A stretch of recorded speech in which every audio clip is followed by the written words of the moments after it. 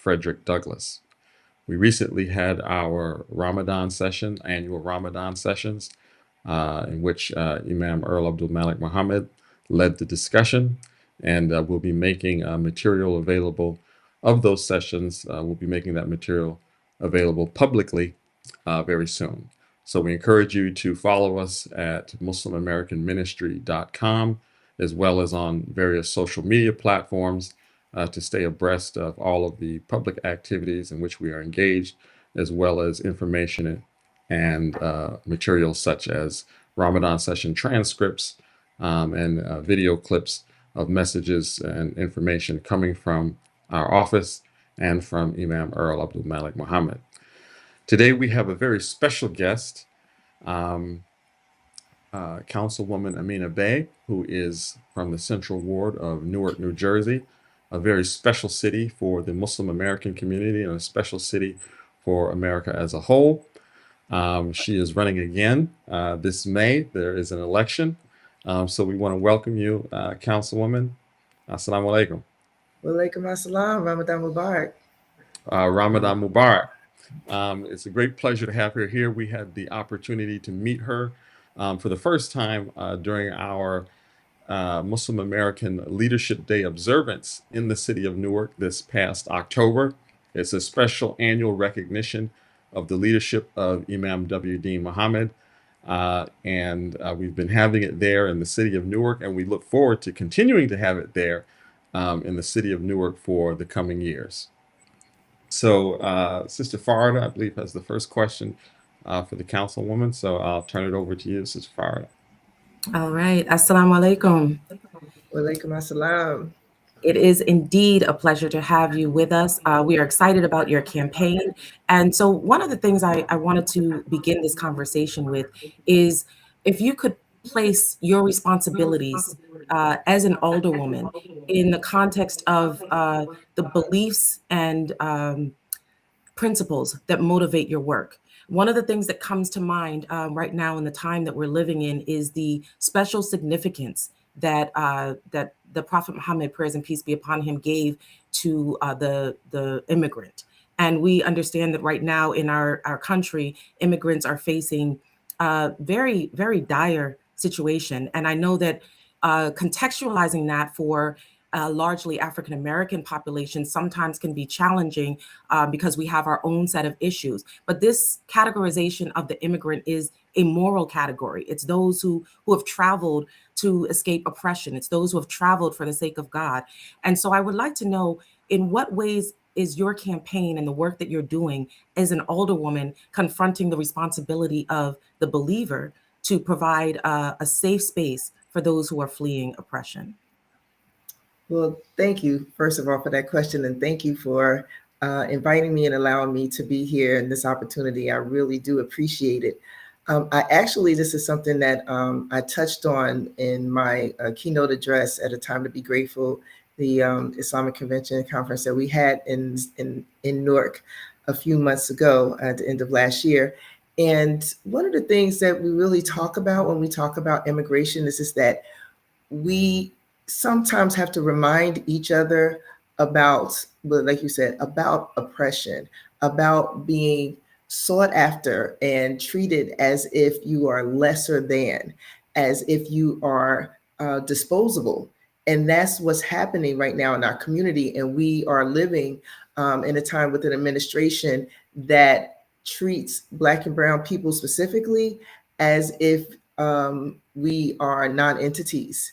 And that, there's a lot of, talk and action that tries to instill fear and to separate us. And one of the things that we've been doing here in the city of Newark, because this is one of the first places that they came to once, the edict was provided through this administration.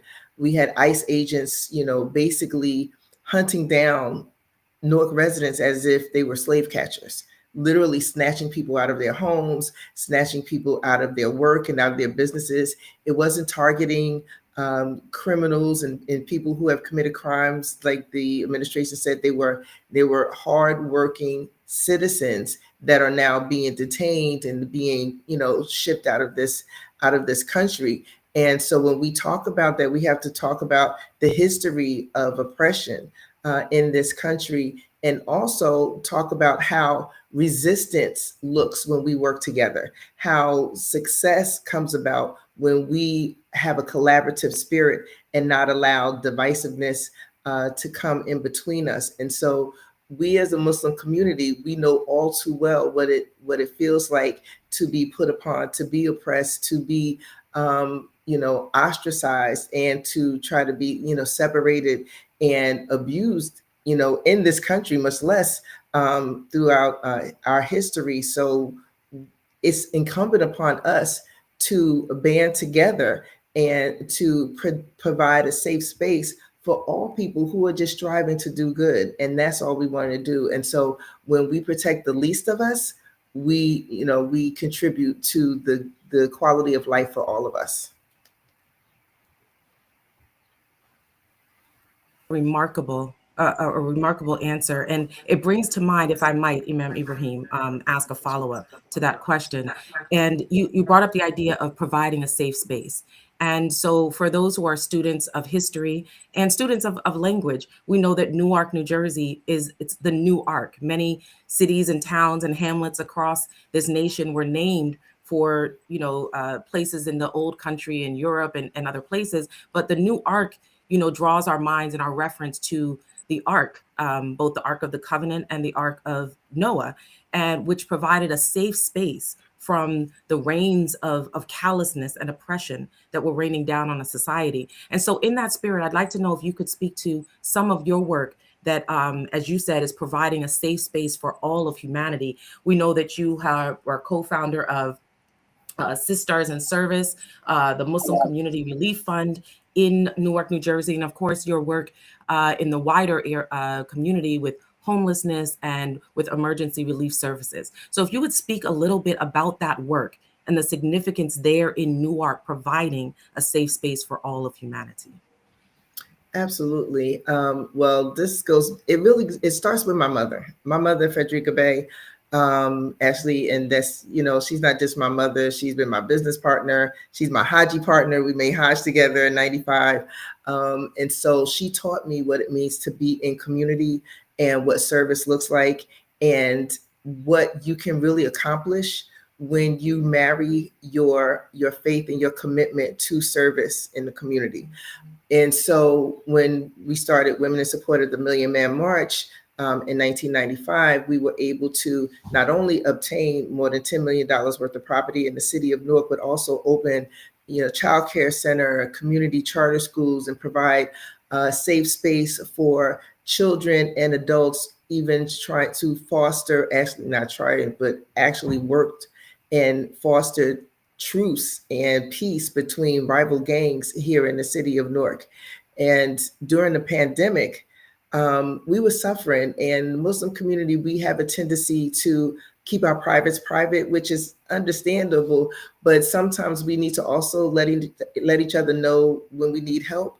And in the Christian community, you have churches, and a lot of them that are set up where people can go and get rental assistance, and they have a food pantry, and they can get clothes. And so trying to expand on that in the Muslim community, so our own brothers and sisters feel safe coming amongst their own and receiving assistance. And so Sisters in Service in the Muslim Community Relief Fund, we were able to pull together money to help individuals and families, specifically our seniors, with financial assistance, because a lot of people lost their jobs, to provide support services, because you had seniors living in senior buildings and their home health aide or family members couldn't get to them, and provide those necessary supports. Also, especially food insecurity was extremely high during the pandemic. It's high right now, but during the pandemic, it was at an all-time high. And we provided, thousands upon thousands of dollars of financial assistance to individuals throughout the greater Newark area in the Muslim community with food and vouchers for food. So it was really an opportunity to come together and enact a service in a way that's not only in line with our principles and our core value system as Muslims, but also as community members, looking to one another, and people felt safe coming to us and saying, okay, I need some assistance, I need help. And we created that space for them. So there was no embarrassment, there was no judgment, it was just service. The praise belongs to God. Thank you. Thank you, Councilwoman. I wanted, given the present circumstances in the international world, the question of how women are regarded in Islam and in Islamic communities is obviously something that is on the minds of publics across the globe, as well as here in the United States. And you obviously are come from a Muslim community that has distinguished itself in a very particular way here in the United States. And you're in a position of leadership. What would you say to those who perhaps have a lack of clarity with regard to how Islam and Muslim communities regard the role of women and the proper regard for women? What would you say to them coming from your own experiences, as well as not just personal experiences, but professional experiences in the role that you have now, that they should take into consideration in light of this question? That's an excellent question. So one of the first things I would say is that, first of all, I am so incredibly proud to be a third generation Muslim here in this country and here in the city of Newark. But the thing is that we have a responsibility to encourage more women to be leaders, to step up, to be elected officials, to move forward. And even in 2026, there's still, and I think sometimes it's a little, it's challenging. It's very challenging. And I found it challenging, even though Allah has blessed me to have a phenomenal support system of brothers and sisters. And especially I have a core group of brothers that are very supportive. But that is not always the case. And it's really that we have to know our own worth and know our own strength as women, and that we rely on Allah subhanahu wa ta'ala always, and know and understand that He is the judge and He is the final say. And so sometimes you have to push back the limited expectations of others and push back on some of the ideologies that are rooted in, past rituals and past past practices. And so it has definitely been challenging, because a lot of people don't see Muslim women in leadership roles, especially someone that they've helped raise and grow up, and they want you to be successful. But sometimes it's a little, even when there's a lot of different forums and conferences and workshops and seminars, you don't see a lot of women on the panel. You don't see a lot of Muslim women being asked to give their opinion and to give and to talk about their experiences and expertise. You look at most of them, and it's majority men.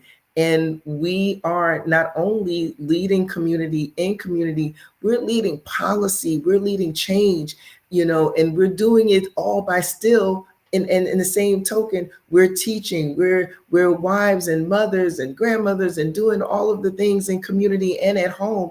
But we need everyone to come to the same realization that we are in a space and a time right now where we need all of us to be leaders, that it's not a either or, it's an and. To that point, one of the things that is of particular concern as it relates to African American communities, the concept of civic engagement. A lot of times, and this has been observed by political scientists and people who are commentators on the political environment in which we live, that the African American voting public often puts a lot of emphasis on the national elections, in particular the presidential elections, and not enough attention is given to local elections, civic engagement on the local level, um, despite the fact that in many cases your life is more directly impacted by policy and policies that are enacted on the local level have a more profound impact and more immediate impact on our lives, on our communities, than sometimes national policy. Can you speak to the importance of civic engagement on the municipal level? And have you seen perhaps more awareness and sensitivity to this issue coming from African American voters, given the amount of time that you've been in uh, public office? Actually, I've seen this. I would say this past year, I've seen, actually, I feel like I've seen like a little fallback, because I think that people have gotten a little worn down and tired, and sometimes, we feel like, oh well, they're in office, we just have to wait them out another 3 years. No, we cannot take our foot off the gas. And so one of the things that's been paramount for me in my special election, so I won a special election in November because the person who held the seat before, the council seat for the Central Ward, LaMonica McIver, she went on to become our new Congresswoman. And so there was a special election, and I won in November, and now I'm running again on May 12th. But it really took a lot of education, going out and talking to the community and really getting them involved and trying to make them understand that before you even get to Washington, what happens in Newark, what happens in Essex County, what happens in New Jersey, that affects you more and more directly than what's going down and coming down the pike in Washington. So, I mean, how much you pay for food, how much you pay for rent, how much you pay for school tuition, all of those things are local. All politics are local. And so when I started this election, I also started a civic association. And one of the goals is to bring about civic, not only just civic education, but civic engagement. And so as a councilwoman, one of the things that I've started to do, we have council person for the day, and we bring in students from grammar schools and high schools and even college to educate them on civics and try to get them more involved. And it's really been a strong concentration in the Muslim community, because we don't have the best voting record in our community.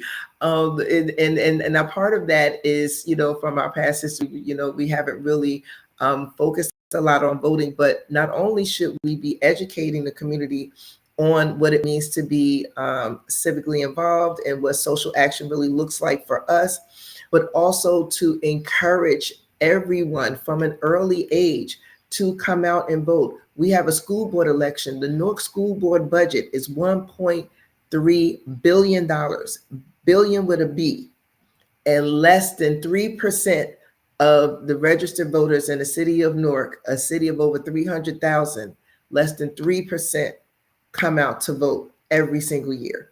And it's unconscionable, because we're talking about the lives of our children and what happens to them in school. So these are the things that we need to really make people understand, that they have the power, to make the change, but we have to do our part. We have to, it's not going to happen by osmosis. And so educating people on what your council person is responsible for, what your mayor is responsible for, your county commissioner, your state legislator, your senators, what they bring to the table and what they bring to us locally. We have to make sure that people understand that. And then once they are educated and they feel invested in the process, I believe that they will be more involved and more engaged. If I may just follow up right quick, do you see or have you seen any difference in perhaps sensitivity to this issue as it relates to, is there a generational difference? You referenced the fact that, in our history, particular community history, there was a period of time which we didn't vote. We didn't believe in engaging in the political process locally, nationally, or or in any way. But during the administration, if you will, of Imam W.D. Muhammad, he worked to sensitize us to civic responsibility, civic engagement, and perhaps we haven't come all the way out of the old mentality. But do you see any difference in perhaps or greater sensitivity in some of the younger voters to the importance of this issue? Actually, I think we have a lot more work to do with our younger population, just in general, just as far as connectivity, connecting them and being connected to them. I think sometimes our young people feel unseen and unheard, and that's our fault. We dropped the ball on that. We did that, and we have a responsibility to atone and make amends and to do genuine outreach, and to get them in community. It's hard to get them in the masjid, a lot of them, and because they don't see a place for themselves there. And so a lot of them are not involved in community because they don't see a place for themselves there as well. And it's up to us. We go back to making space, and creating safe spaces for our young people, and knowing and understand that they may see things differently than us, and it's okay. They have their own ideas and their own opinions, and that's okay. There's a beginning, a middle, and end to everything. And once you get to a point where you have people, our job is to mentor and to guide and direct and provide information and provide support and bring people along. And then when the time comes, we step aside and we pass the baton. And we haven't done that as well as we could and should have in our community. And I think that's one of the things that we're working on right now, is to make sure that we make space, create a space that's intentional for young people, and make sure that they have a seat at the table. Because if we don't, then they're going to eventually create their own, and then we have more separation and chaos, and we don't need that. It's not productive, and it's not Islamic. Thank you. I'd like to follow up on that. I think, as we all should, have a particular interest in the young people, as they are our future. And so you spoke to the civic association that you started, that focuses on education and engagement.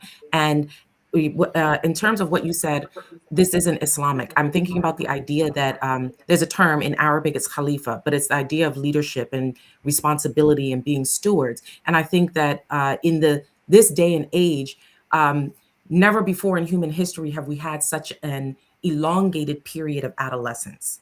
If you look back in human history, over human history, you had childhood and you had young adulthood, where you were actually taking upon yourself the responsibilities of adulthood, but with mentorship and elders guiding one. But this idea of this expanded notion of adolescence, I think, might be something that has permeated our communities. And if we might take the lead on that, with the idea of the identity of the human being a vicegerent, a representative and a steward on earth, we may provide a leadership model, if you will, for giving them that space wherever decisions are being made, wherever impact is had, if we're inviting young people into that space. So to that end, I'm wondering, we also have, you spoke about leadership, and Imam Ibrahim spoke about creating different opportunities, and that's what leadership does. So, and my question is for you as a leader, and if you re-elected in May, which we are praying and working for, I would say, working and praying, is that leadership creates pathways. We have a rich history as African Americans in both our specific tradition, coming out of the Nation of Islam and under the leadership of Imam Earl Abdulmalik Mohammed, to educate, to empower, and then to engage the society. And I'm wondering what new pathways you might be able to create with regard to, especially harnessing the energy of women that we spoke about earlier. Women are the majority of educators, particularly in the primary and secondary levels of education. So how might you expand these opportunities for education and providing a space for young people to see themselves as change makers, as responsible agents of change?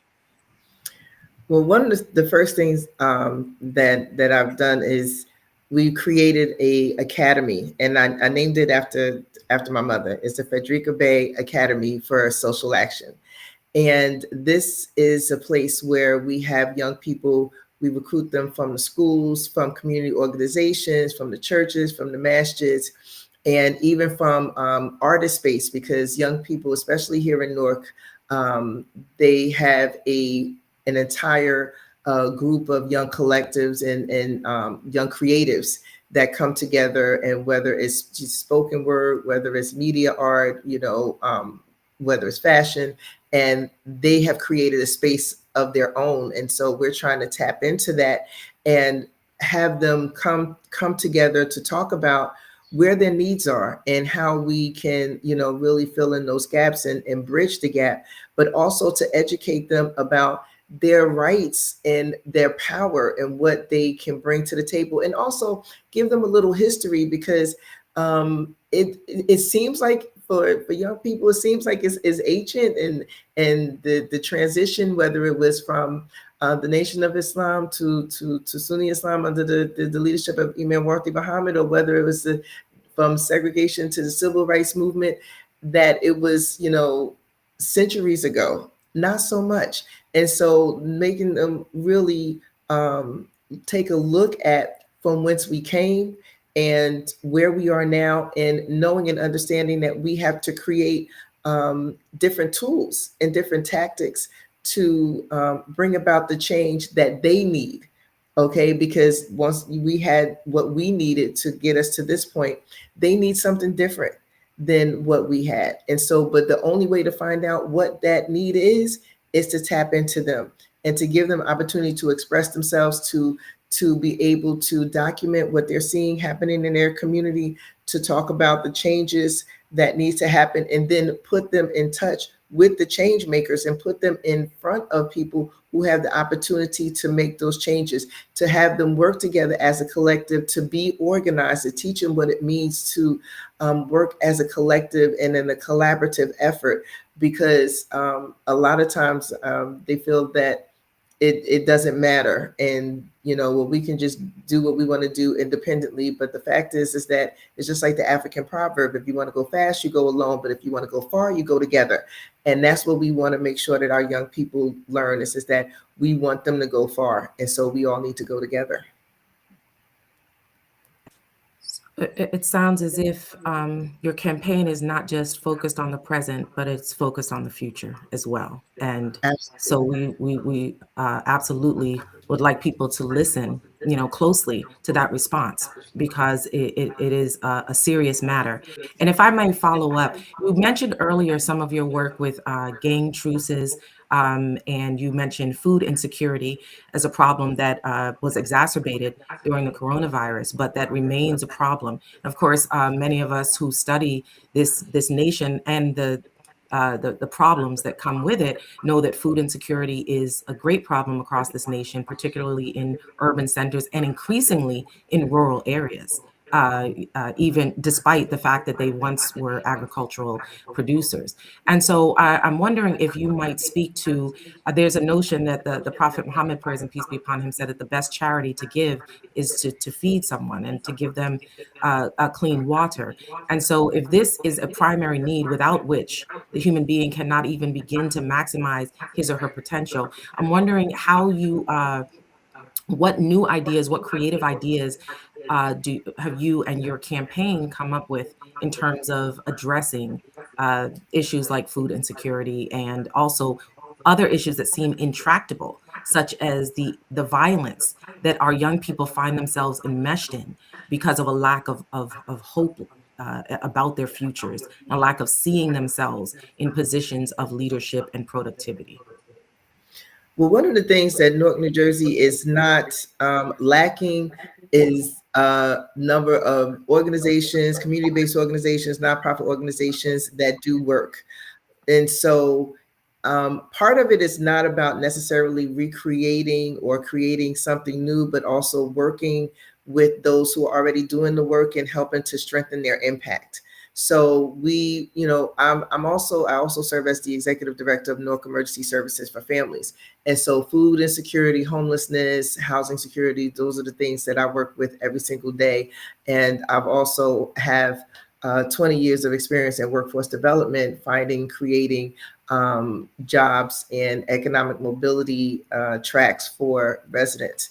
And so to be able to put those things together to help connect people to resources. But the first thing, really, to be honest with you, that we deal with is the mental health, not mental illness, but mental health, because all of these things, being food insecure, risking homelessness, being unemployed, all of these things affect your mental health, and your mental health affects how you show up every day for yourself, for your family, and community. And so it's hard for people to deal with one challenge over another if your mental state is unstable. It's hard to focus on finding a job if you're hungry.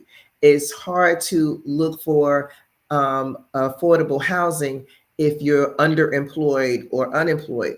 And so the first thing we do is work with people in community and pull together whether it's our healthcare facilities, our hospitals, and tap into those partnerships that provide mental health services for our community, because it is a health crisis.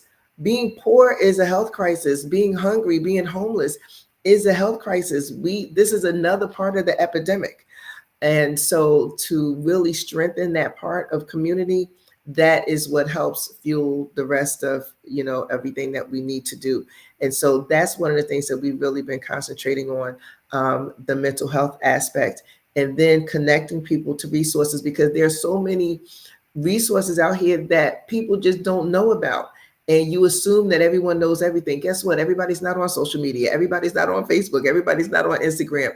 And so some people think that, okay, well, if I put a flyer on Facebook, then everybody's going to know about it. No, that's not how community works all the time. So we have been intentional about literally knocking on doors and connecting people through every type of ways of communication that exist. Because sometimes we forgot that, you need FaceTime with people. People need a real-time physical connection to you in order to know and understand where they are, what resources are available to them, and to be able to really receive the information. You can't just, send a random notice out on social media and expect people to respond in the way that really moves their lives forward. You have to take time and be intentionally focused on doing so. And so that's one of the things that we've been doing, which I haven't seen going, and out in community, is to really be intentional about FaceTime with individuals and making sure that you see them, that you hear them, and that you are responsive in a timely fashion to their needs. And then once you do that, they trust you. And when people trust you, then you're able to help them listen and receive information in a way that moves their lives forward. Councilwoman. Earlier you referenced major social or societal transitions, and from the standpoint of our modern circumstances, sometimes we can take these things for granted. The African American freedom struggle. If you didn't live through it, you just kind of take for granted that it's there. And obviously, given present circumstances, I don't think it would require expert analysis. I think that we're experiencing some major social changes in our modern circumstances that in many ways might be even more significant than some of these previous circumstances that we've transitioned from. Leadership, civic leadership obviously has to be, those leaders in public office obviously have to be in partnership with leadership in other sectors of society. From the standpoint of someone who is in public office, what would you say is one of the principal needs of leaders, both in public office and out in the community, with regard to addressing some of these major issues? One of the things is that we have to remain open to new ideas and to innovation, regardless to where it comes from. So sometimes, we get in our own way and think that if an idea doesn't come from someone who's older than our children or isn't the same age as us or older, that it has no value. And we have to remember that what we're doing right now, the way that we're moving right now, it doesn't mean that this is the only way. It doesn't mean that this has to be the way. Once upon a time, we used to go down to the river and beat our clothes on a rock. Now we wash them in a washing machine. Once upon a time, we, cook food over an open fire. Now we have a stove in the oven. And we have to be open and really be willing to build partnerships across, a lot of different areas. And it's important because sometimes people want to just kind of stay to themselves and be siloed for whatever reason. Sometimes it's out of fear, sometimes it's out of ego, sometimes it's out of ignorance.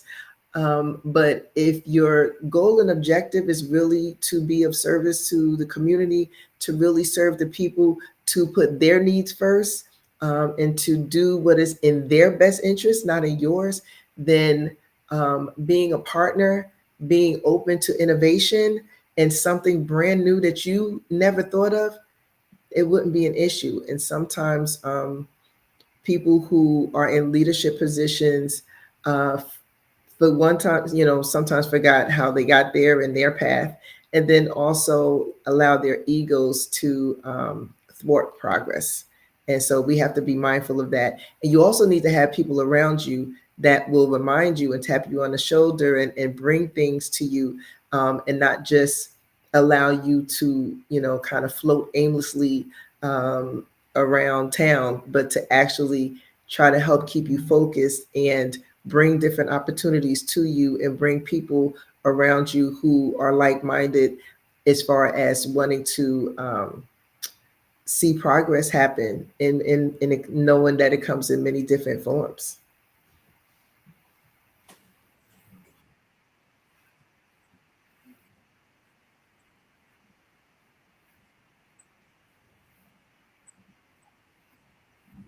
And in terms of what you are hearing from your constituents there in Newark, earlier we were discussing some of the needs with regard when we're engaging with our public officials. But beyond that, perhaps you might say spiritual concerns. What would you say you're hearing in terms of needs that the citizens of Newark are expressing to you and other leaders? As far as spiritual concerns are, I think that we need to, our leaders, we need to come outside. We need to come outside. We need to come outside the masjid. We need to be in community, because sometimes a lot of people in the community, they see the churches open to all people and doing things for, for a community in general, regardless of whether they're Christians or not. But they see Muslims in the masjids only, in their minds, only doing for Muslims and the Muslim community. And that has to change. It has to change. We have to be in community. When we talk about giving dawah, that's one of the first things. You have to be open. You have to be willing to come outside and step outside and be a part of the greater community. Because at the end of the day, when the enemy and the oppressor comes for us, they don't distinguish whether or not we're Christian or Muslim. They just see Black and brown people, and that's it, and will throw a net over all of us and drag us into whatever. And so working together and being willing to formulate relationships, across, different ideologies, and we need to be able to do that.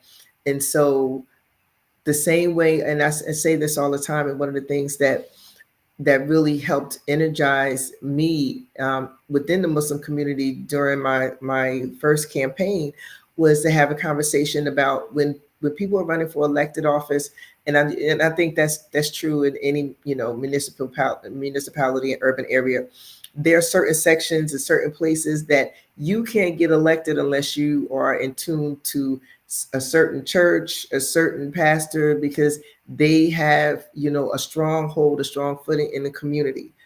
But you don't hear that about certain, masjids or imams, because we as a Muslim community need to be out more in the broader community. Because at the end of the day, it's all of us or none of us. And that's just how the world is coming down. It is, we see what's happening, in America, across the globe, and we have to be connected on every level that we possibly can. That's the only way that we're going to survive as a people. And so we need to be more outside. We need to be more inclusive. We need to be more in community, and we need to encourage each other, brothers and sisters, to be that way as well, to come together and to be more outside in the broader community. I want to make a note because as you were speaking, our community in particular is distinguished in its history for a very vigorous type of public engagement, which in perhaps for some African Americans in particular may have been intimidating, given the social status that we had in this country for so long. The leadership of the Honorable Elijah Muhammad is particularly characterized by public engagement. And during Imam W.D. Muhammad's leadership, periods of time that where the engagement rose to another level of national and international recognition and exchange. And I want to ask you this from the standpoint of your own personal experience as a member of this community. What have you witnessed in regard to this change? What would you say has contributed to be honest, this deterioration, if you will, in terms of the vigor of our public engagement? And what would you say is necessary for us to come out of that? And I'm asking this from the standpoint of your own personal experience. I think some of it, and it may sound, and I hope I don't sound crazy, because I've said this before and people look at me like, huh? But I do think that our community is still suffering from some post-traumatic stress disorder from 9/11 and from the anti-Islamic and anti-Muslim sentiments. And now that there is a resurgence in effect of that, that people have, I think, and I don't even know if it was intentional, but have just gotten a little bit more quiet.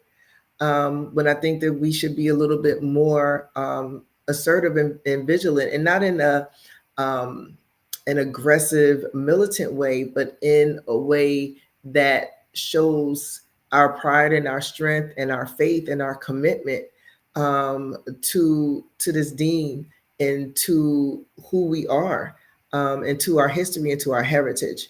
I think that some of it may be starting to come back because we see that this country is going in a direction that is trying to just really take us out.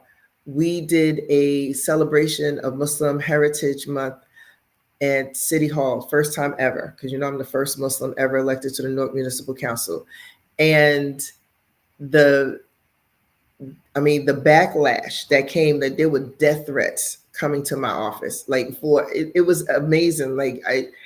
You don't even realize that is still happening in 2026. Death threats,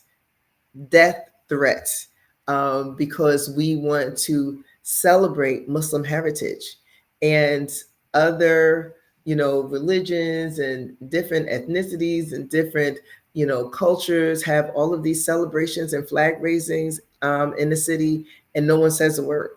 And so we have to really know and understand the times that we live in and what's happening.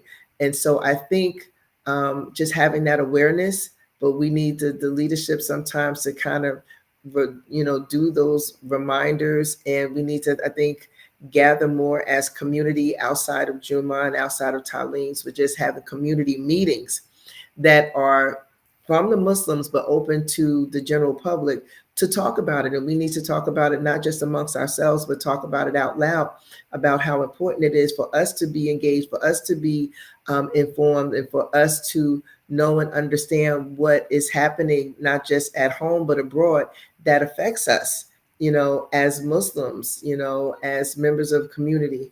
And so I think those are the kind of things that should help remind us that we have to come together, and we have to register, we have to vote, we have to be engaged. Because again, these people who are in office that are doing all of these horrible things all over the world, they got there because people voted for them. And also because other people didn't vote at all. And so we don't have the luxury of sitting by quietly and letting things just play out. We have to orchestrate and we have to organize. But we have to start by saying the things out loud that we talk about in private. Thank you. Faridah? Yeah, the word that comes to mind as I listen to you is moral courage. You're identifying a need, I believe, for resurgence in moral courage. And I'm going back to the question that Imam Ibrahim posed earlier regarding what you're hearing from your constituents in terms of their spiritual concerns. And I'm really thinking about the unique position that Muslims have, yourself included, particularly being the first Muslim elected to this municipal position. And that is the focus in Al-Islam on the dignity of the human being. When we think about all of the problems that we're identifying, all of us, both locally, nationally, and across the globe, that are in focus right now, the assault on human innocence, the assault on human dignity is apparent. I think it's becoming increasingly apparent to the average citizen.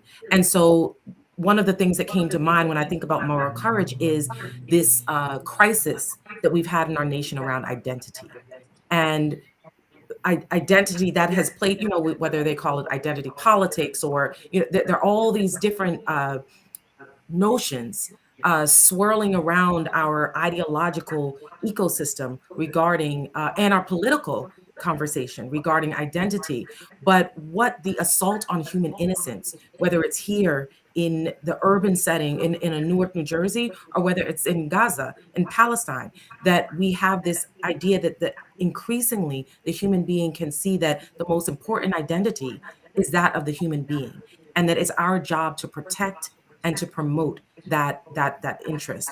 And so when I hear what you're saying, that they're death threats, this is for you as an elected official, but you're saying you identified that perhaps there's even a sense among the citizenry that if I speak out, if I speak up, that somehow I may come under attack.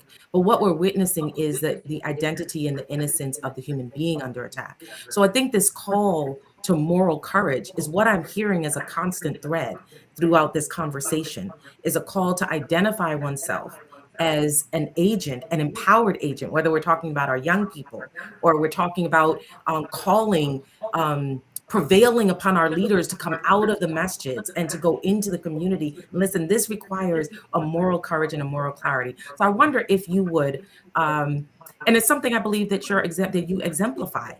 Going back to the first question that Imam Ibrahim asked, in terms of exemplifying the role of women in its most excellent iteration as a leader, as both a mother and a wife and educators, but also as leaders in our political space, in our community space. So I wonder if you might speak to how that identity, that human identity, how it motivates you, and how that might be perhaps a rallying call for citizenry, not just in Newark, but across the nation?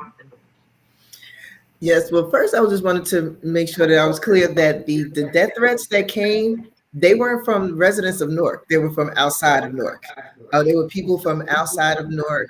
Some that once upon a time, long time ago, lived there, and they exited during the White Flight after the rebellion.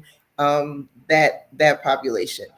But as far as being a woman in leadership, it really it requires a different skill set that I wasn't fully aware of. I thought I was, but I wasn't until I got here, because there's a fine line that you walk that you don't even realize that you have to walk, between being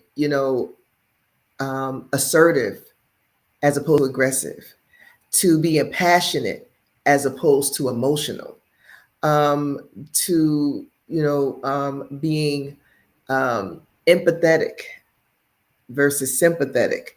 And so there are a lot of still condescending conversations that have to be navigated, because there's always an assumption, unfortunately, that women somehow there's always maybe a little something that we're lacking. We're not quite as equal, not quite as smart. I don't care how many degrees. I'm an adjunct professor at Rutgers University, but I still have to prove my intelligence. I have 20 years of experience in workforce development and social service, but I still have to prove my knowledge base on certain things. I've been deemed a local expert in workforce development and employment and training programs by the state of New Jersey, but I still have to always prove that I know what I'm talking about and that I have certain skill sets. And so you find yourself constantly feeling like you have to defend yourself, but then having to remind yourself that you don't. That you don't need to defend yourself, that you don't need to constantly prove yourself. And that if the playing field is not equal, then you make it so. And you do that by knowing and understanding, coming into the room with your whole intentional self, and not shrinking, and not feeling that you have to be quiet, and also not letting certain microaggressions slide. Sometimes you have to, and again, there's a way to do anything, but to make sure, because I've been in rooms where I'm the only woman. I've been in rooms where I'm the only Black person. I've been in rooms where I'm the only Black woman. And people make you feel like you have to represent the entire race, that you have to represent your entire gender. And so everything that comes out your mouth is attributed to all Black people and attributed to all women. And so we have to remind people that although representation matters, and yes, I am a Black woman, I am a Muslim, and so I do represent Muslims and women and Black women, but also that we all have different stories, and we all have different experiences, we all have different feelings, and we all have different skill sets and lenses that we come from. And so it is unfair for me to carry that for each and every person, but I will speak up for it. But you can't judge every person in my gender, in my race, in my religion, on what I say, on what I think, and what I feel, and how I represent. And so, because that doesn't happen to men, ever. And so we have to remember that as women leaders, that we carry a lot. There's a lot on our shoulders, but some of it we have to find a way to shake off and leave it with the people who try to saddle us with it, because it's really not our water to carry all the times. And that is something that we have to remind ourselves, because we don't always end up in spaces where we have other people to remind us. There aren't always those mentors and those people who are available to give that quick advice and that guidance, because they're just, some of them are not there, or they're not readily accessible, as opposed to men who are constantly surrounded by mentors and guides and advisors and counselors that can, help them navigate whatever waters they find themselves in. So we have to be that for ourselves. And then when we find people that can be for us, to make sure that we stick to them and then become that for someone else. Importance of alaq, of the collective, moving together and supporting one another in our endeavors. Thank you. So you mentioned earlier that you have there's an upcoming election, May 12th. May 12th, yes. Okay. So what would you want to say to the citizenry of Newark in general, but also the specifically to the Muslim community there in Newark, with regard to the importance of this election in light of circumstances there in Newark, but circumstances in the United States as a whole? That nothing changes if nothing changes, and that we can't give up, we can't sulk, we don't have time to just sit around and watch the news and be mad and talk about, I can't believe what he's doing, or this country has never been like this before. That we have to, not only we have to vote, but we have to encourage others, that we need to talk about these things in open spaces, that it is important for us to be engaged, to do voter education as well as registration. It is imperative because we have power. We have so much power. And I think that when we don't educate ourselves, when we don't educate our families and our communities, when we don't ensure that this generation that currently exists understands their full potential, that we create a world of lack for the future generation, because these things that are happening, these policies that are put in place, it's going to take a very long time to come out of it. It's going to take us at least 10 years from the time of the start of the global pandemic for the COVID-19 COVID pandemic to come back to some type of real stable economic, economic progress. It's going to take about 10 years from the start of that to now. We're, we was 6 years out now, and we're still dealing with those remnants. So you just think about what's happening now, not just locally, but globally. So it is imperative that we tell people to please come out and vote and be involved. And we understand that you have, oh, there's some little background noise there. Hold on one second. An upcoming event on March 26th. If you could just give us a few words with regard to that event and what you're looking to accomplish. Well, campaigns cost money and elections cost money. And so we're having, they do. And so we're having a fundraiser on March 26th. And, we're always also looking for volunteers. And so everyone can go to our website, www.aminabayforcouncil.org, and buy tickets for the fundraiser, donate, sign up as a volunteer, and we need all the help we can get. And we're just so appreciative of all the support we received thus far. Well, Councilwoman, excuse me, we want to thank you so much for taking the time out of your very busy schedule to be with us this morning.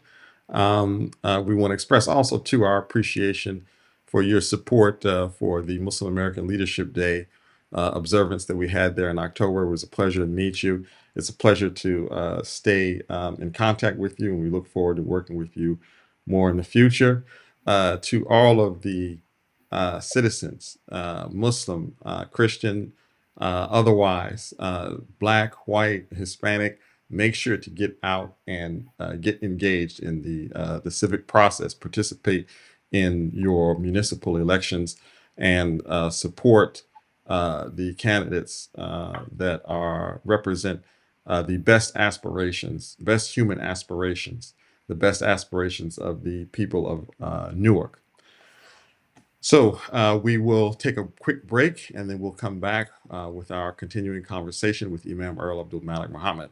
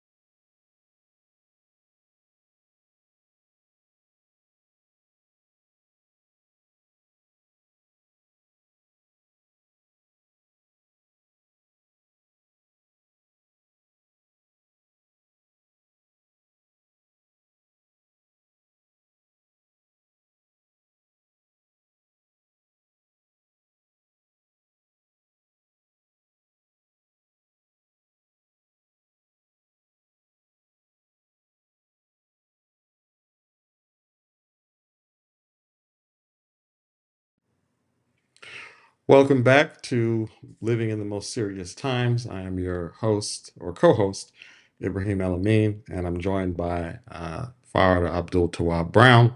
We are back with Imam Earl Abdulmalik Mohammed for our continuing conversation. Assalamu alaikum, Brother Imam. Oh, we can't hear you.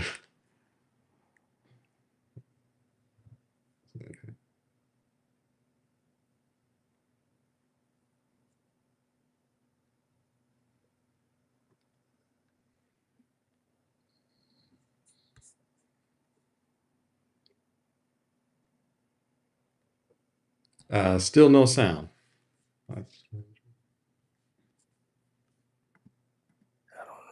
Okay, there we go. We can hear you now. Okay. So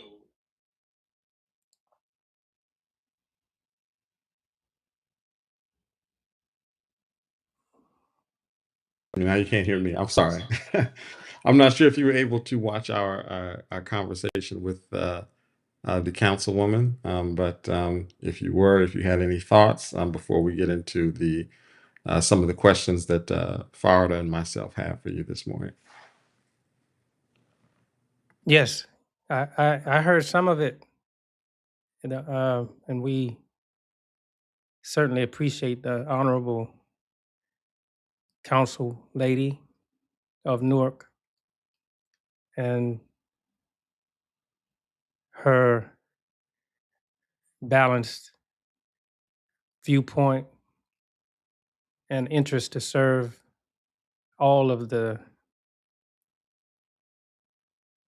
communities that make up the citizenry of Newark, not just constituents in her locale or her district or area. Her concerns are universal, and she has experience and wisdom, and she has the demeanor of leadership that is needed in these very confusing, troubled times. We thank God for her, and we pledge our support, our moral support, and also our material support.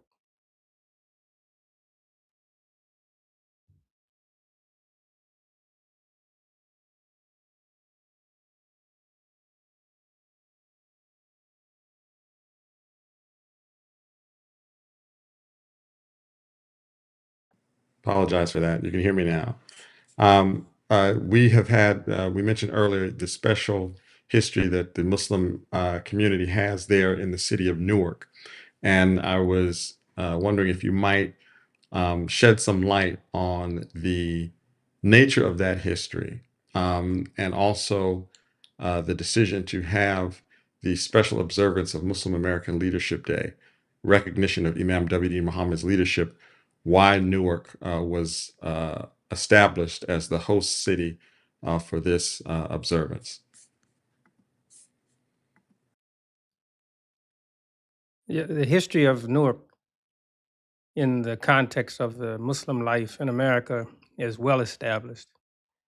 And our late leader, Imam W.D. Muhammad, the son of the Honorable Elijah Muhammad, he had a special relationship with the Muslim community, the believers in Newark, and its leadership. And he was especially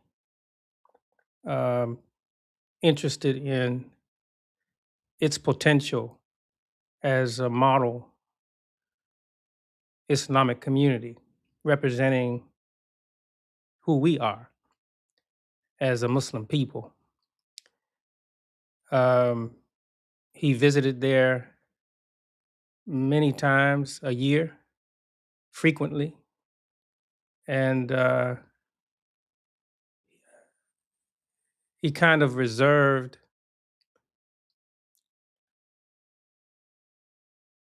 a certain kind of appeal in his presentations when he visited there. And he indicated that Newark, in his reading, according to the influences that come from divine guidance, the Quran, the Bible, the teaching of Muhammad, the prayers and the peace be on him, that Newark could be interpreted in a very special context because of its name and also because of the unique character of the Muslim community there. So, as a setting to place focus on our leadership continuation and our leadership interests, we thought that that would be the proper setting to deliver our message to the citizenry of the United States of America and also represent our concerns to the world. Newark as a symbolic, social, and moral setting is the most suitable place. And strong reference, strong ties with the history of the development of Islam in Newark and the successes of its institutions that serve Islamic community establishment. There are probably other settings that would be suitable, but Newark, for this particular interest, is the best one.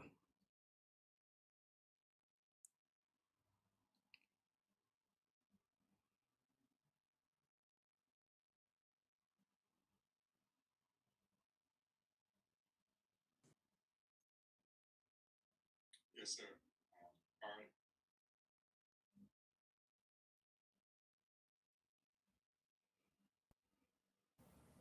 Okay. Assalamu alaikum. No problem. Assalamu alaikum, Imam. Ramadan Mubarak. It's a pleasure to be here with you again. Before I get to the first question I had prepared, I wanted to know if you might elaborate a bit on something you just identified. And you said that there was something, a unique character of the Muslim community in Newark. Would you be able to elaborate on that a bit about the character that we might serve as informative for us?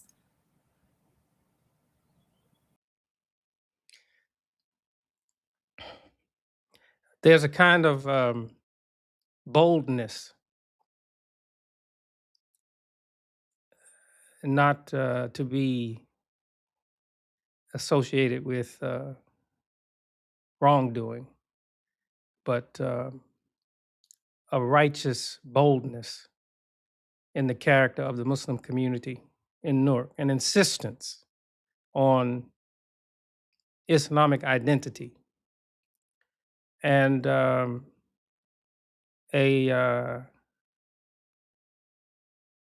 clarity of commitment on the part of its people to support the vision and continuity and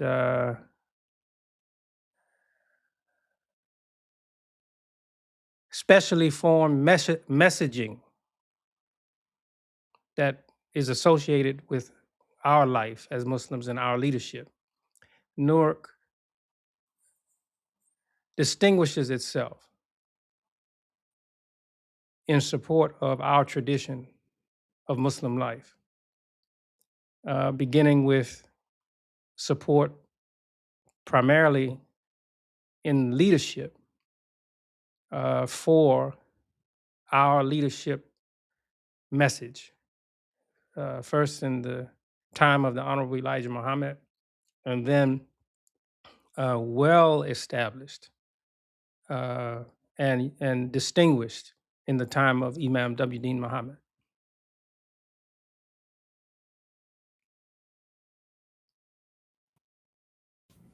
Thank you. Thank you for that response. That's really helpful. I cannot help but think back to the earlier conversation we were having this morning with the Councilwoman, and she spoke to a need for the Muslim community to come out of the masjid and to engage, leadership to engage with the community.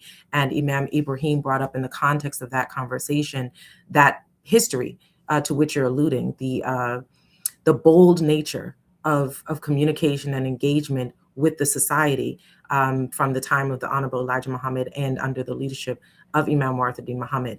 And so I'm thinking right now of two persons that there was a prayer that the Prophet, prayers and peace be upon him, prayed at a time of great vulnerability for the early mission. And he prayed for one of two men to come into the religion. And I'm thinking now of Umar ibn al-Khattab. And when you spoke of this boldness, this willingness to assert the clarity and both the moral clarity and insistence on Islamic identity, I thought back to that time of the early Islam.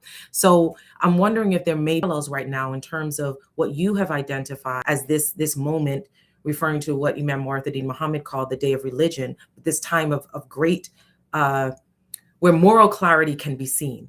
Things have gotten so out of order, have come out of the moral context in a sense that we can now recognize what is good and what is an assault on human dignity and innocence. So I'm wondering, are there any parallels to be drawn there? And if so, this idea of moral courage and boldness, can you speak a little bit more to how that requirement may have served to inform your decision among everything else that you named to bring Muslim American Leadership Day to Newark, New Jersey? The requirement for boldness, the requirement for a moral leadership and clarity that has been missing for quite some time.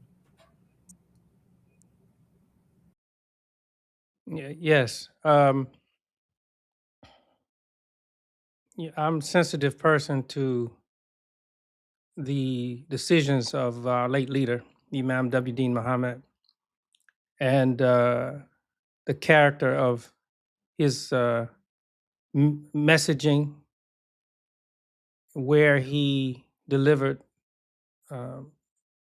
his perspective on various concerns that are related to Islamic development, Islamic community development, and also proper presentation of Islamic life in the American context or in the American influenced context that he selected Newark to deliver those messages.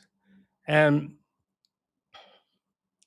he was largely enabled by the spirit of the people, the spirit of their receptivity to him, that enabled him to communicate with them in a particularly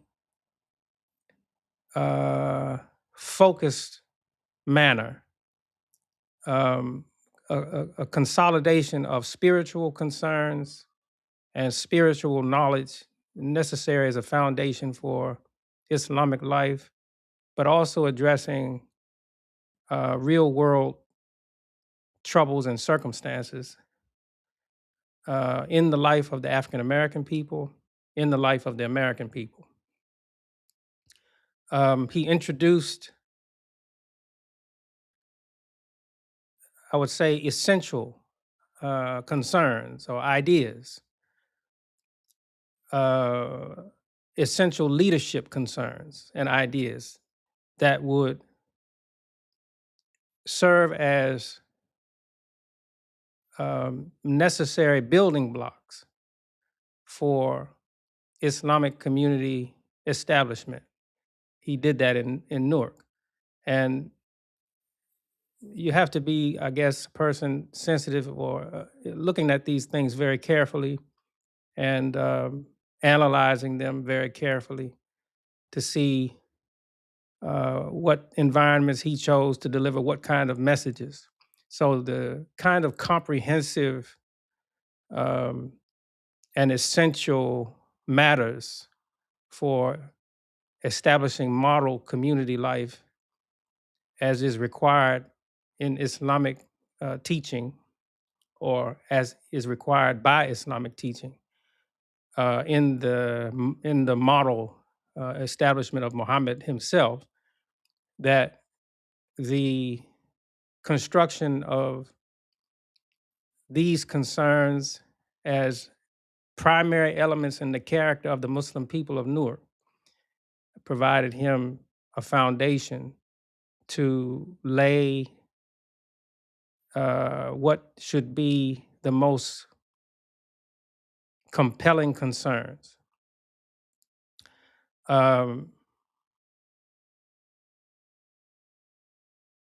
Something in the character of the presentation of Islam in Newark sensitized the general population, that is the non-Muslim population of Newark, to be endeared to Islamic teaching and Islamic identity. So Newark has now, I would think, generations of Islamic cultural and spiritual influences built into the very nature of the city itself. And sons and daughters of Newark have been shaped by the influence of Islamic identity. Now, they may claim for themselves Christianity as faith, or they may claim for themselves Islam as faith. But their perception of their humanity has been deeply influenced by Islamic teaching. And not any Islamic teaching. Islamic teaching coming from our experiences as a community. So this reality or this fact is also associated with the notion that there is a covenant relationship between this people and God. And Newark, from symbolic standpoint, promises to be an environment that will accommodate that leadership influence. The very name itself, NewArk, belonging to a new people who have qualified to be in a renewed covenant relationship with God. And the articulation of the commitments that are the essential elements of that covenant relationship as expressed by our tradition of leadership.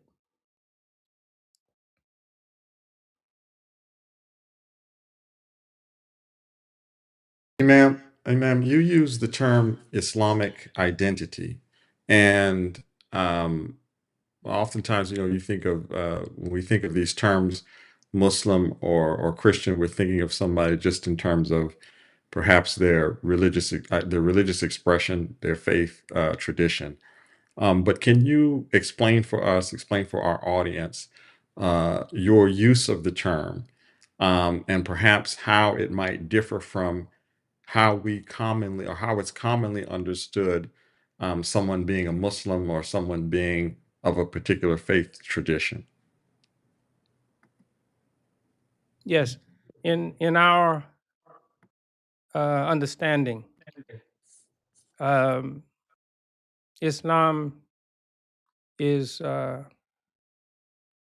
all inclusive and conclusive as human identity according to the creation of purpose for human life, the creation of human purpose, the creation of human life.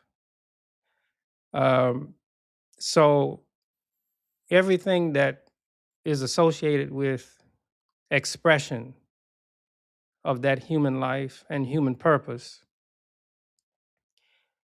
has moral consistency, moral order that is aligned with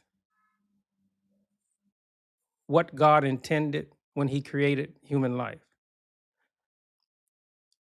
So, our cultural life, our spiritual life, our social existence, our interest in the material world, our interest in the natural sciences, our interest in connection with the order of the universe, all expressed with a discipline that wants to obey God's interest in the creation of human life.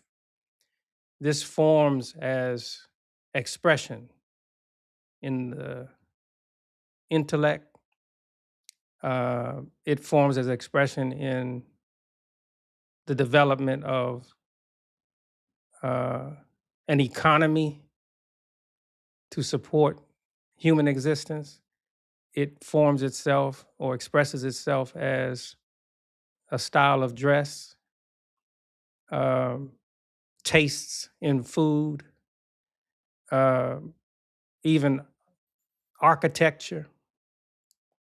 All of this is associated with Islamic conscience and Islamic identity.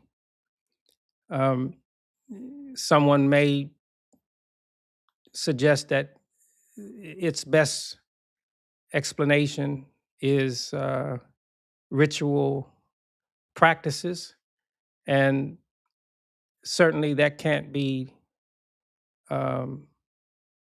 we can't say that that's not true.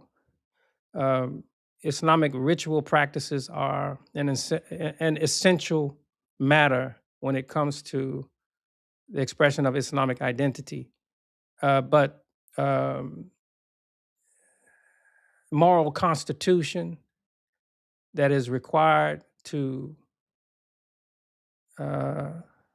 inform our Islamic ritual practices also are associated with the expression of Islamic identity or understanding of Islamic identity. So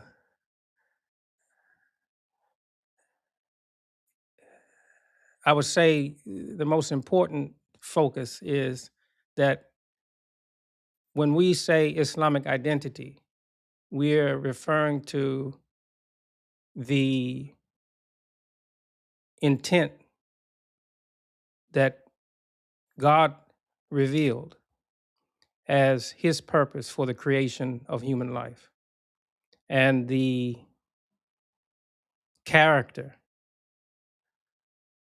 of that purpose as it is expressed by human beings that must conform with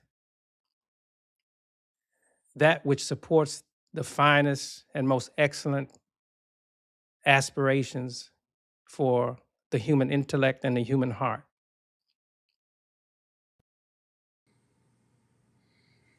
Thank you, Brother Imam.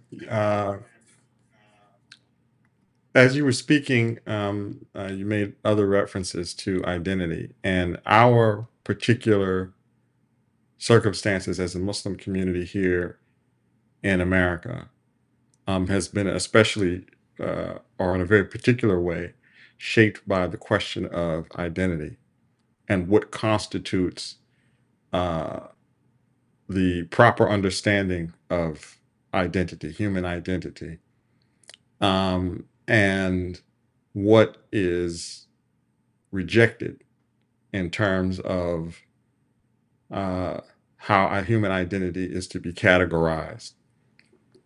And over the past, several years in the work that I've specifically done on behalf of everything that we're doing, I've had at the time going through it, I wasn't necessarily conscious of it, but kind of had a bit of an experience similar to what a researcher would have, in terms of photographs and videos and newspaper articles that I've researched over the last 5 years or so.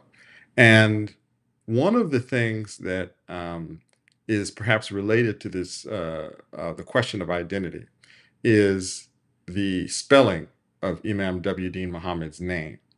And we know that he's referred to as Wallace D. Muhammad, Waterthur Muhammad, Imam W. Dean Muhammad. And in the minds of commentators, perhaps they may have had negative intention or a dismissive attitude toward our development as a community.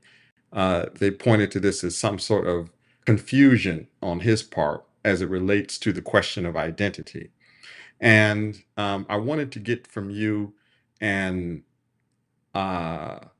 explanation of how the Imam W. Muhammad addressed this issue. Because recently we have had a leader in our community associated with, who presents himself as representing our community, representing our leadership, spelling Imam Muhammad's name in a particular way that was not how he spelled it. And I think it speaks to the same kind of perhaps attitude that outside observers have had with regard to this question of identity and how Imam W. Muhammad addressed the issue and how the importance that he placed upon the spelling of that name. And I wanted to get your response to that. Yes. Yeah, thank you. I don't think there has ever been a community on this earth that has given as much attention to being identified as they want to be known and putting into proper focus how they were or are misidentified and how that misidentification has influenced their psychology. I don't think there's any people in the history of man on this earth that was more singularly concerned about being identified properly. The old Nation of Islam, under the leadership of the Honorable Elijah Muhammad, insisted that the labeling of plantation life on the African American people be addressed. And in those days, to become a member of the Temple of Islam, to become an official member of the Temple of Islam, was to also begin the process of identifying yourself in a more honorable and suitable way by rejecting the labeling that was placed upon you by the slave reality, plantation reality. And it has many meanings. It doesn't just have the meaning of unknown, the X that is associated with the persons joining the Nation of Islam. It has also to do with rejection of the influences of the world to shape the destiny of a people without their consideration, without their interest, without their influence, without their direct involvement. And to suggest by that they're not qualified to care for their own progress as a people. The Temple of Islam challenged prevailing influences and prevailing authorities in the misidentification of the African American people. So the adjustment that was made in that void was an adjustment made according to and directly regulated by Islamic teaching. The acceptance of names coming from the Holy Quran and coming from Islamic tradition and history was the correcting mechanism for the identity trouble in the life of the African American people. Major influence and far-reaching. It touched even non-Muslim African Americans who began to adjust themselves and correct their association with what is their responsibility or is the responsibility of the African American people to address their own interests and establishment, address their own troubles, and position themselves as a productive, progressive people on the earth and in America. This was no small thing, no small task. It was a major concern, a major change in the life of the people. In this context, and also in the context of our legitimacy as a people thinking in Islam, our progression as a people thinking in Islamic terms, reasoning in Islamic terms, reasoning under the influence of Islamic discipline. Imam W.D. Muhammad looked at the spelling of his own name.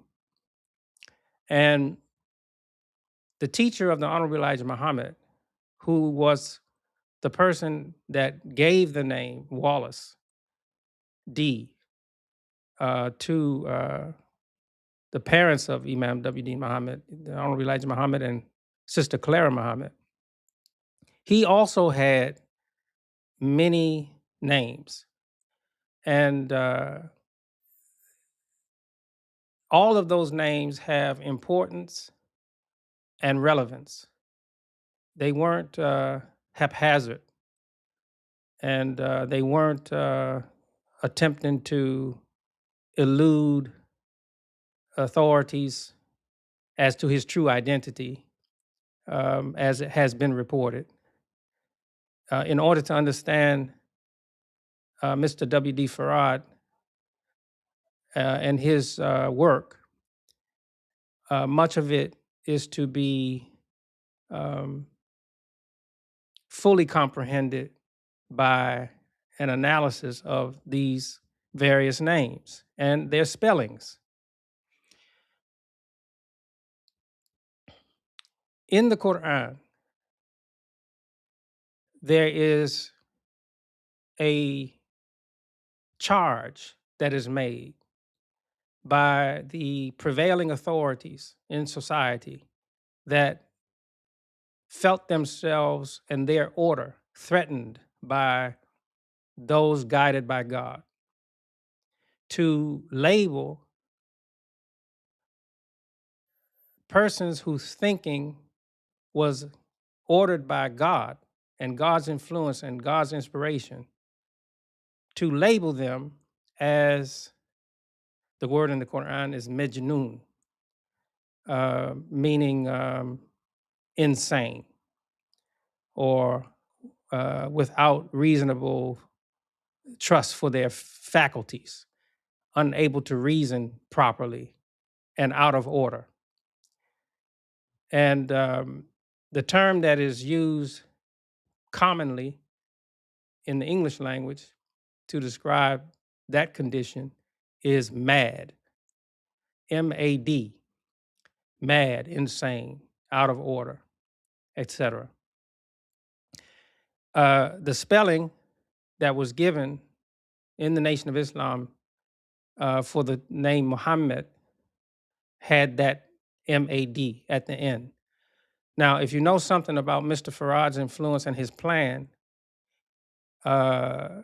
there were mechanisms in his teaching that invited concerned, thoughtful persons to question the teaching of the Nation of Islam itself, and to when conclusions had been made as to what the answers to those concerns were, correction for those problems, that they were authorized to make those corrections, not just for the Nation of Islam itself, but for the purpose of the Nation of Islam, which was to address the excesses and troubles and corruption in the Muslim world leadership as to what God intended for it that it had abandoned.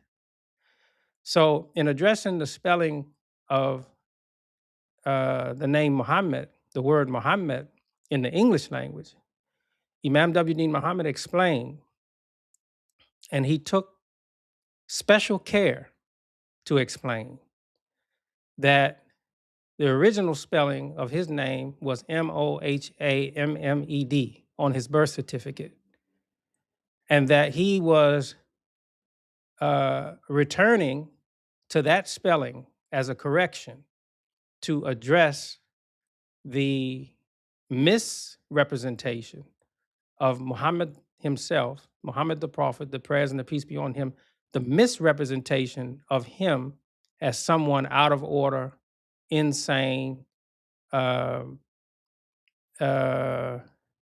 essentially not to be, whose influence was not to be appreciated or trusted because of that condition of insanity.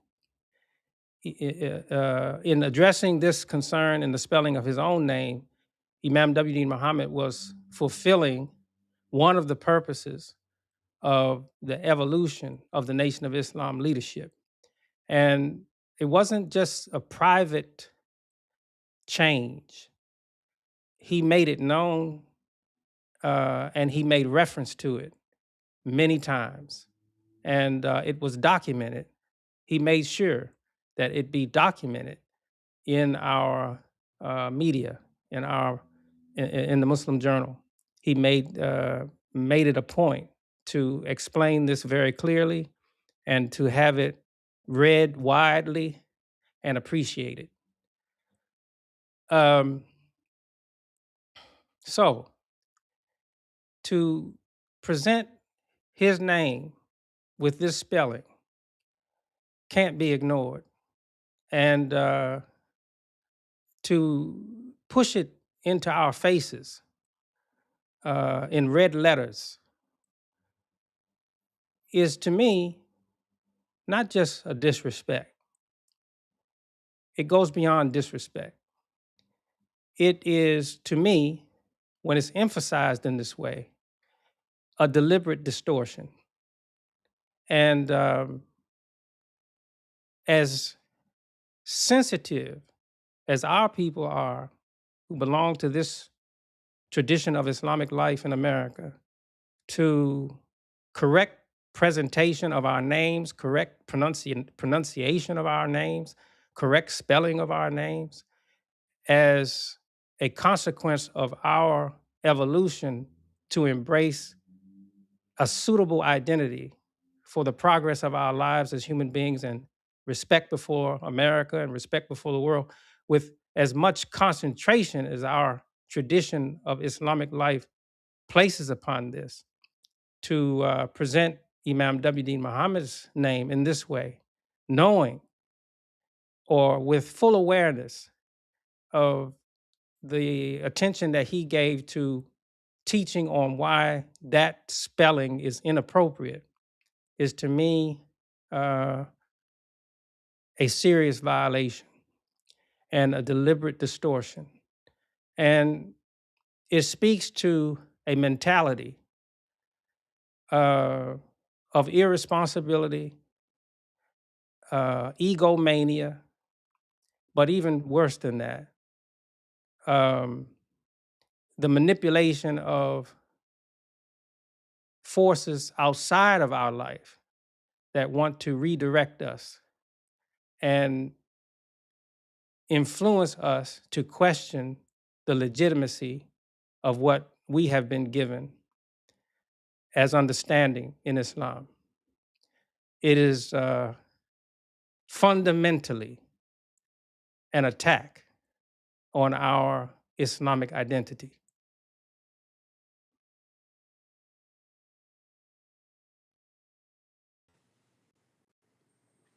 Thank you for that thorough answer, Brother Imam. I think there's a lot to reflect on that.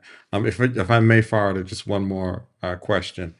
Um, you mentioned the fact that these influences may be coming from, or perhaps coming from outside sources, and we're living in a present situation where, for our community in particular, I think it's reflective of the circumstances in the world, but for our community in particular, the matter of leadership has been assaulted, and in the minds of many who associate or are associated with this particular social trajectory, is confused. What is necessary to rectify this trouble that we are experiencing presently, and how your use of the term successor of Imam W.D. Muhammad under these circumstances are we to understand that as a method to address this particular trouble, and what are the implications of the use of that term in light of these circumstances that we're faced with? Yeah. Oh, thank you. Allah says in the Quran that He gives corrupt parties, oppressors, a term, and meaning a period, and it can be understood by that, not that God supports it, but that He permits it to have an existence so that the righteous people can study and observe it and in its tactics and the details of its influence so as to prevail against it.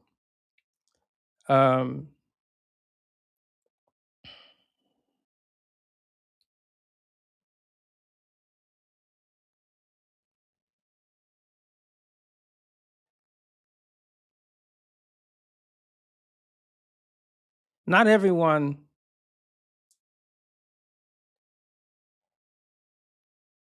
who belongs to our history as a Muslim people will be able to appreciate what we are saying.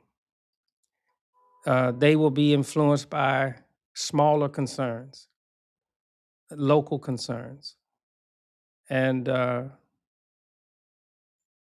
they won't be able to find the logic to comprehend what we're pointing to.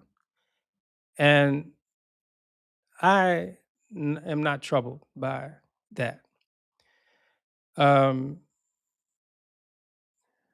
It exists to permit us these sorts of opportunities that we have to explain in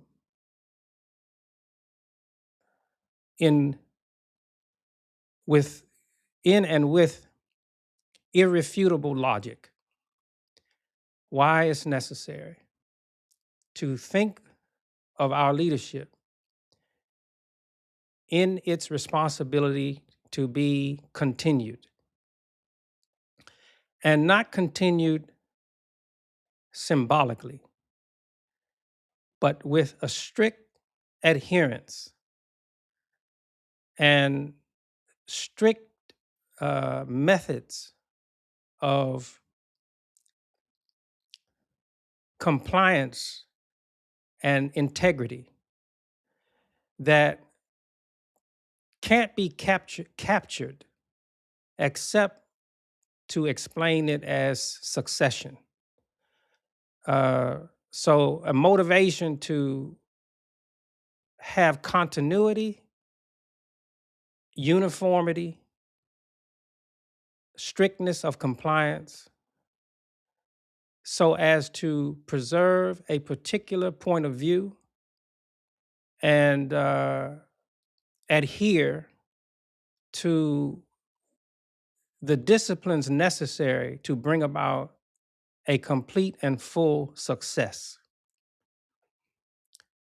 I am convinced that Imam W. Muhammad, based on his public comments and his private, or I would say,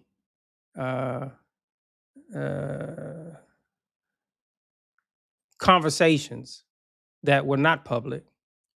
I don't want to suggest they were secret. They weren't secret. They were just not known to the general public, but conversations with individuals and small groups. I'm convinced that he protected and preserved a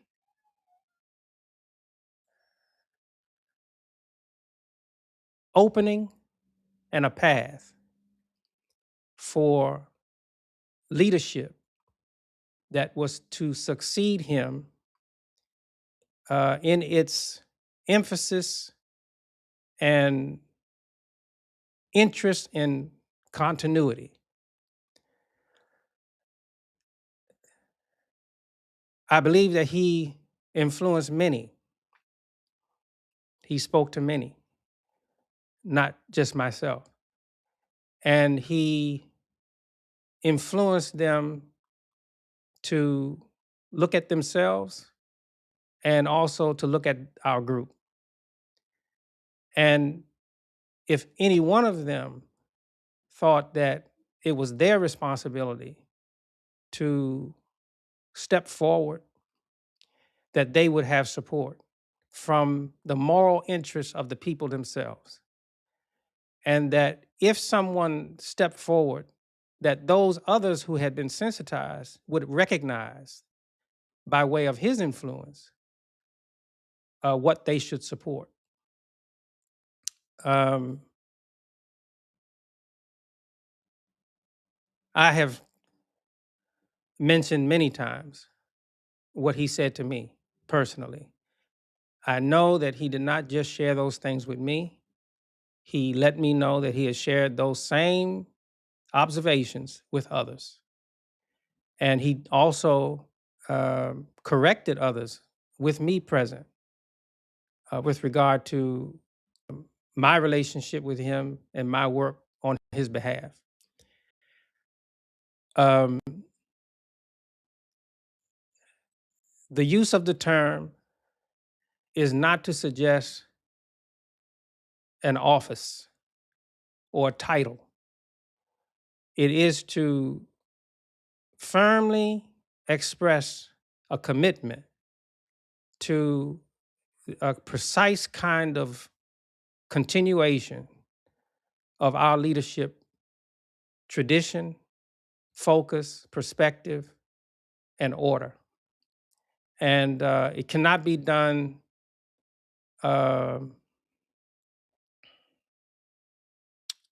recklessly, imprecisely. It has to be done with a clear attention and focus. It can't even be done generally, as I've heard others. They say they quote Imam W.D. Muhammad as saying, expressing, give us, or give him, pardon me, a good future. He said that to the general membership, but he said to me in a smaller group with witnesses, he charged me with the responsibility for that he expressed publicly to the group to give him a good future. And he said to me, I charge you with the responsibility of keeping my shroud clean. He said that with witnesses. I can name those witnesses, some of them leaders presently, imams of masjids. So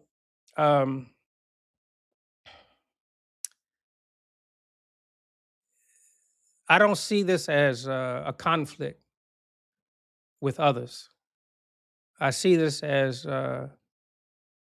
moral duty and essential responsibility. And I also see it as confirmation of our moral purpose as a people on this earth. That what is most important, what is most singular and that characterizes who we are is not our embrace of the Quran. It's not our embrace of Muhammad the Prophet's leadership. It's our embrace of those things in our understanding and in our particular emphasis. And that represents a success and a correction for the influence of Islamic life and teaching and discipline on this earth, as human beings on this earth are in dire need of that kind of leadership.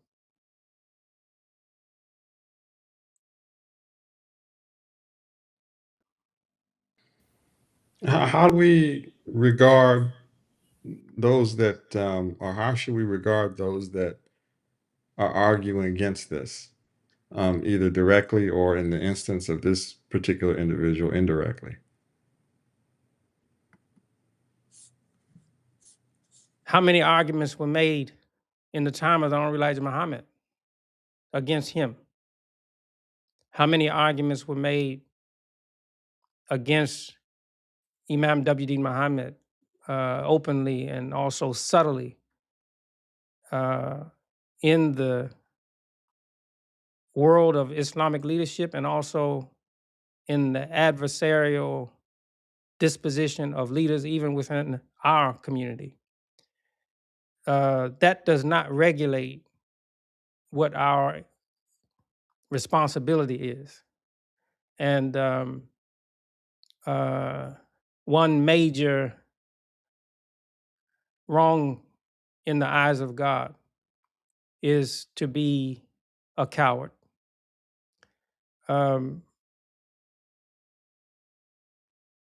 What we represent is of such moral weight and density that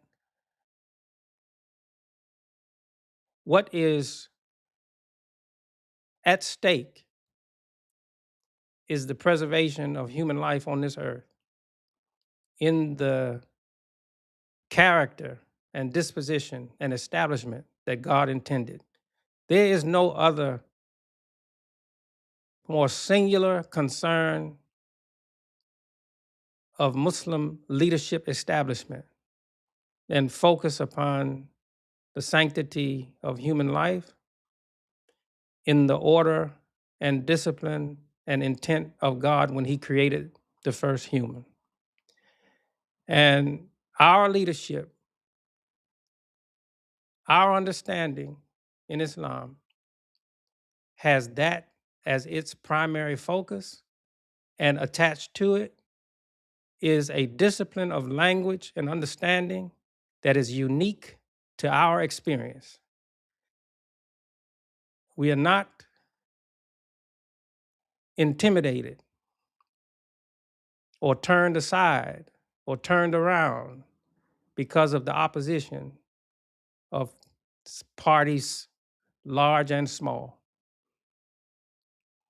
It is our eternal moral commitment before God to deliver what is our essential concern in our special tradition of language. And that is giving Imam W. Muhammad the future he asked for and keeping his shroud clean. Alhamdulillah. Faridah. Alhamdulillah, the weight of that is profound, even in this moment. And as we discuss on this program, living in the most serious times, I'm thinking back to something you said earlier about a point in time in our experience and our particular history, and that was during the leadership or under the leadership of the Honorable Elijah Muhammad. And you spoke to some of the practices that spoke to the misidentification of our people and how there were correcting mechanisms within the Nation of Islam at that time, some of which you named as, not just the letter X, but the rejection of influences of the world to shape our people. And there were factors in that. I'm wondering if the correcting mechanism as it exists today in terms of, in the context of this eternal moral commitment that you just mentioned, of the language that's required, this special and specific discipline of language that's associated with our experience and that is required in terms of maintaining the shroud, the cleanliness of the shroud of Imam Earl Muhammad and in giving him a good future. What might those correcting mechanisms look like today, in terms of the fact that it's very clear that there had been a deterioration, a moving away, a falling away from the disciplines that had been established under this tradition. And I'm thinking to even some things that you mentioned in the context of NewArk being a setting. You mentioned architecture, you mentioned other aspects of Islamic identity in the style of dress, the words we use that express an Islamic identity. Might one of those corrective mechanisms be the establishment of model community life itself, a material expression of this unique language, or is there something different that you might identify in terms of corrective mechanisms in this day and age for people who have fallen away from that discipline?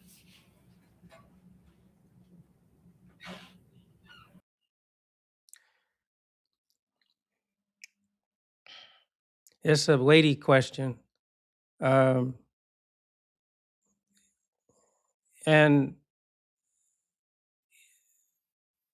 it's, I would say, evolving.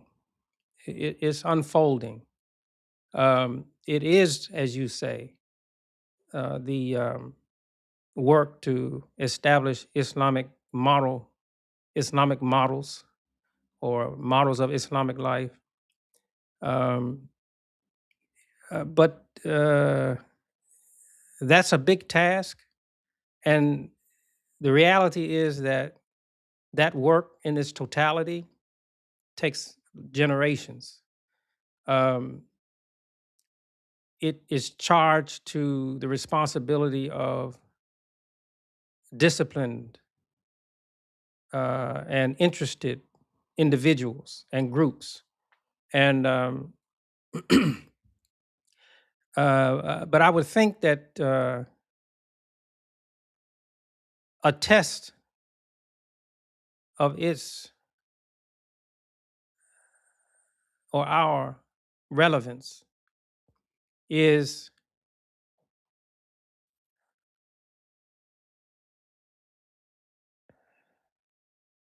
a truthful assessment of what has taken charge as an influence in the world.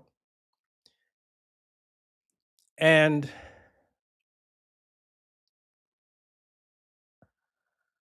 a method and discipline in our language of addressing that condition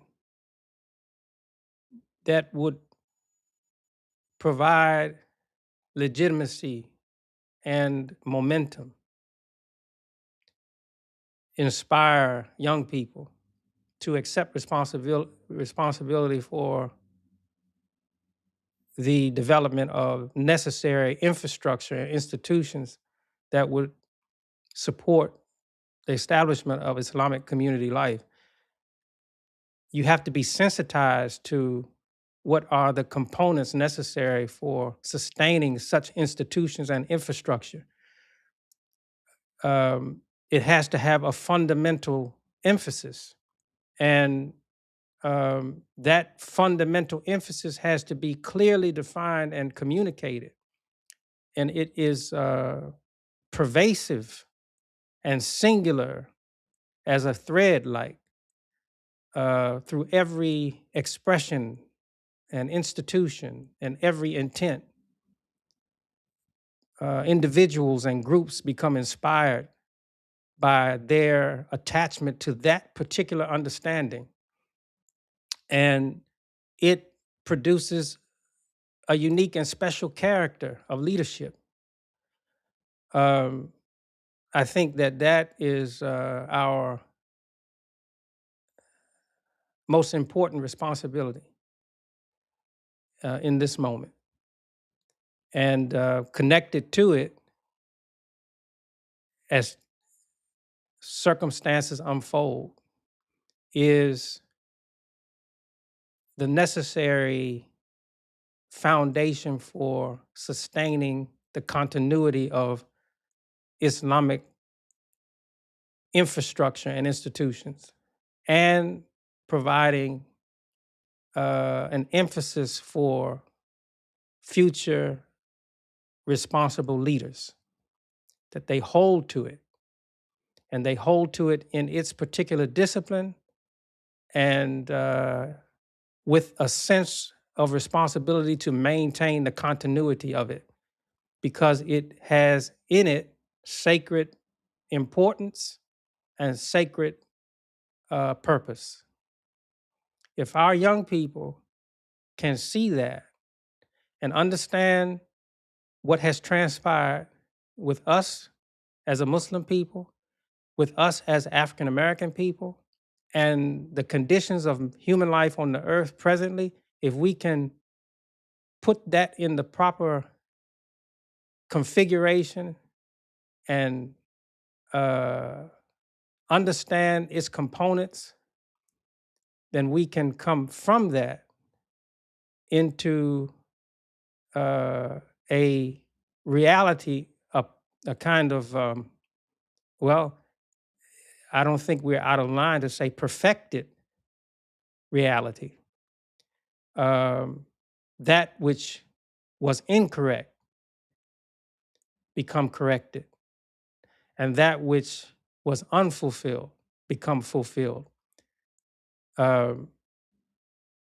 When divine guidance speaks of that picture and reality, it presents it in terms that we can derive that it is in fact describing a people. And our leaders have said and left as influence that we are that people.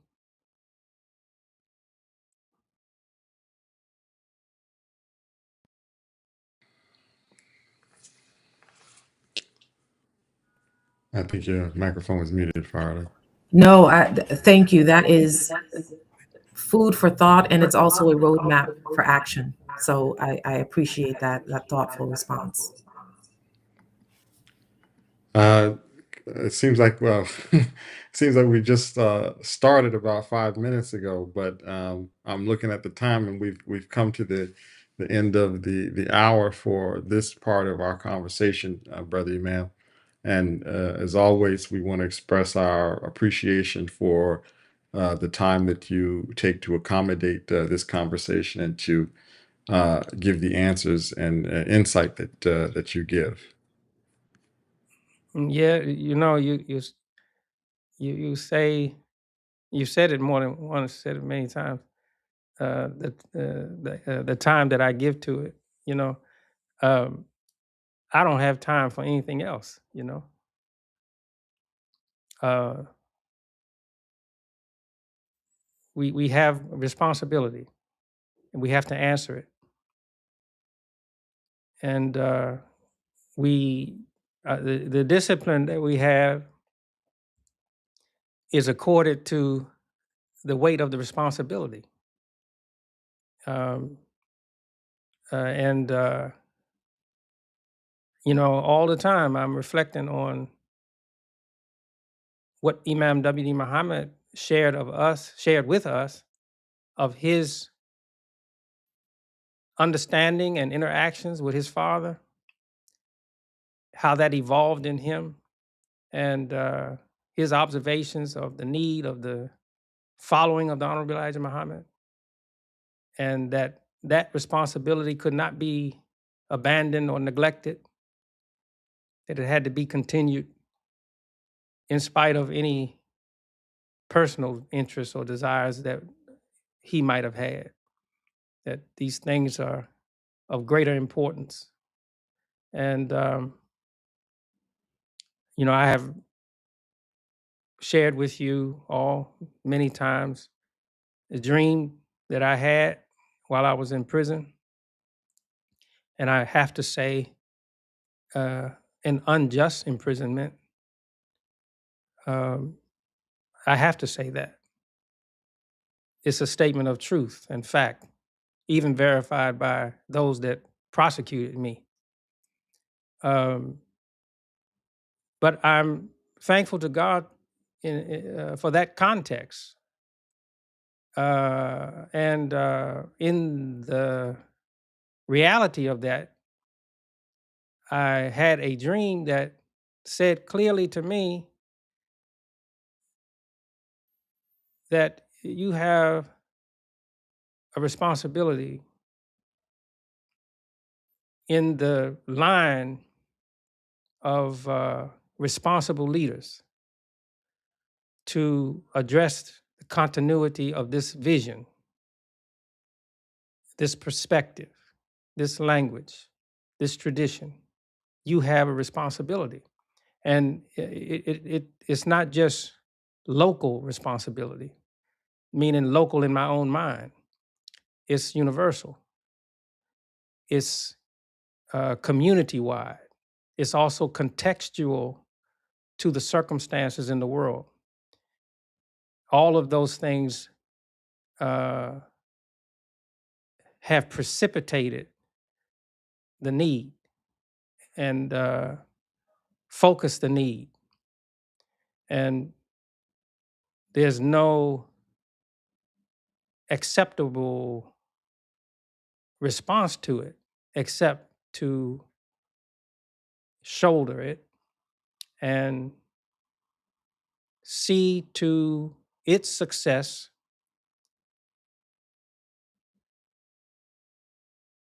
in the context of Allah's approval and support, and according to what Islam holds as regulation for behavior and thinking.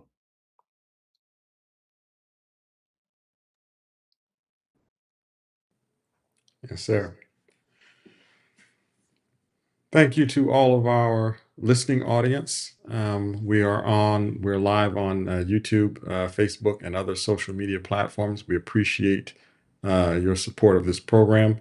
As always, we encourage you to please like and share it with those that you think would be appreciative of the message that was delivered today.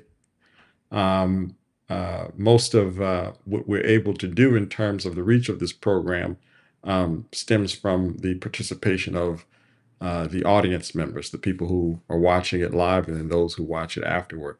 So please continue to share it beyond today. As we mentioned earlier, we have upcoming our Independence Day address. The date will be forthcoming. It's every year we have it in the city of Rochester, which is the historic home of the great Frederick Douglass. And we encourage you to visit MuslimAmericanMinistry.com as well as EAMSpeaks.com to stay abreast of all of the events and other activities with which we are engaged. We greet you with the greetings of peace. Assalamu alaikum.